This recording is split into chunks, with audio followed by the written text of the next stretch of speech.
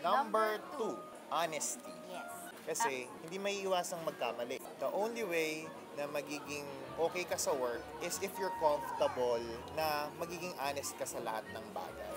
Diba? May nagawa sila maaaring mali, pagkukulang. So, nauunahan sila ng takot. Hindi nila alam kung i-share nila yun sa atin, maaaring kaya natin naman i-resolve yun. Yes. Mas madali na sabihin mo na lang na nagkamali ka or may hindi ka nagawa kesa yung hindi mo sinabi or nagsinungaling ka, lalo magkakaproblema. Nagiging mabigat pa yun sa sarili mo kasi syempre may hindi ka sinasabi. Bawa yung nalilate, Yes, or minsan a-absent. We do encourage them to tell the truth. Kung Oo. talagang, ano ba, hindi ka lang talaga nagising, Oo. hindi narinig ang alarm, kesa yung magsasabi ka ng kung ano-anong dahilan. Para Kaya lang yung sa tingin mo ay maging acceptable.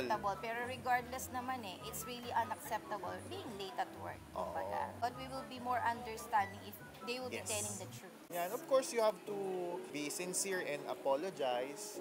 Pero the best way na magiging okay ka is kung sasabihin mo yung totoo. Yes. Kesa magsisinungaling.